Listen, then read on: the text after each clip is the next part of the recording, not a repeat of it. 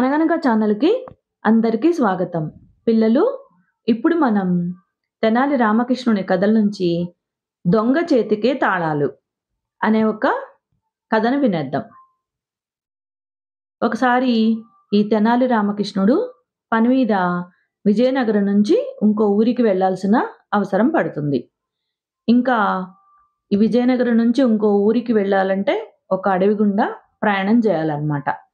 అక్కడ కొంచెం దొంగల భయం ఎక్కువగా ఉంటుంది. ఇంకప్పుడు తెనాలి రామకృష్ణుడు తన దగ్గరున్న ధనమంతా ఒక సంచిలో దాచుకొని అది జాగ్రత్తగా తన దగ్గర పెట్టుకుంటాడు. ఇంకా అడవిలో ప్రయాణం చేస్తూ ఉంటాడనమాట. ఈ అడవిలో ప్రయాణం చేస్తూ ఉన్నప్పుడు తెనాలి రామకృష్ణుడికి తోడుగా ఇంకొకతను కూడా వచ్చి కలుస్తాడనమాట.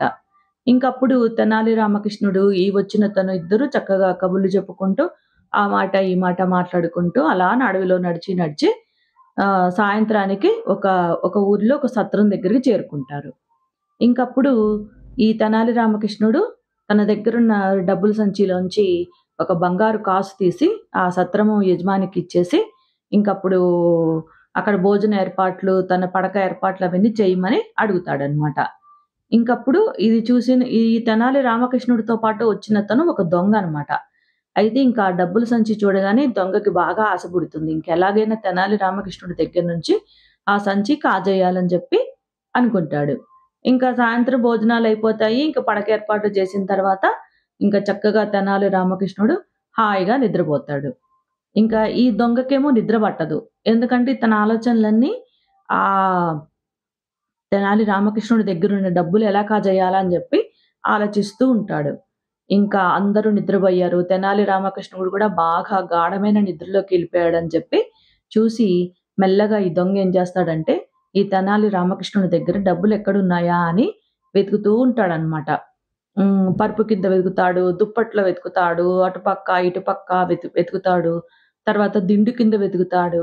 ఎంత వెతికినా ఎక్కడా కనిపించదు ఆ డబ్బుల సంచి. ఇంకా ఎంత ఆలోచించినా అర్థం కాదు. సాయంత్రం చూసాడు డబ్బుల సంచి. ఇంతలోనే ఎలా మాయమైపోయింది అని ఆలోచిస్తూ నిద్ర పట్టక ఆ రాత్రంతా అలానే మేలుకుంటాడనమాట. ఇంకా తెల్లవారుతుంది. తెల్లవారిన తర్వాత ఈ తెనాలి రామకృష్ణుడు నిద్రలేస్తాడు. నిద్రలేచి చక్కగా దొంగ పడుకున్న అది పరుపు, దిండు ఉంటుంది గదా!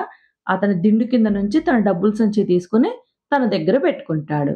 ఇంకిది చూడగానే దొంగకి బాగా ఆశ్చర్యం అనిపిస్తుంది. అయ్యో! ఈ డబ్బుల సంచి నా దగ్గరే ఉందా? నాకు తెలియలేదే అనుకుంటాడు. ఇంకప్పుడు తెనాలి రామకృష్ణుడిని అడుగుతాడనమాట ఈ దొంగ. మీరు ఎందుకు నా దిండు కింద పెట్టారు మీ డబ్బుల సంచి తీసుకొచ్చి అని చెప్పి అడుగుతాడు. అడగంగానే అప్పుడు చెప్తాడనమాట తెనాలి రామకృష్ణుడు. నిన్ను చూడగానే నువ్వు దొంగవని చెప్పి నాకు తెలిసిపోయింది. అందుకని నా జాగ్రత్తలో నేనున్నాను.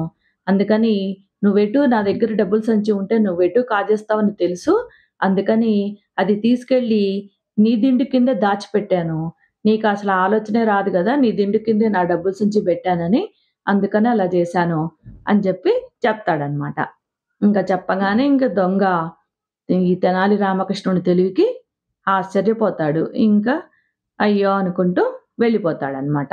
అలా తెనాలి రామకృష్ణుడు తన డబ్బుల సంచిని తన తెలివితేటలు ఉపయోగించి ఆ దొంగ నుంచి రక్షించుకున్నాడనమాట.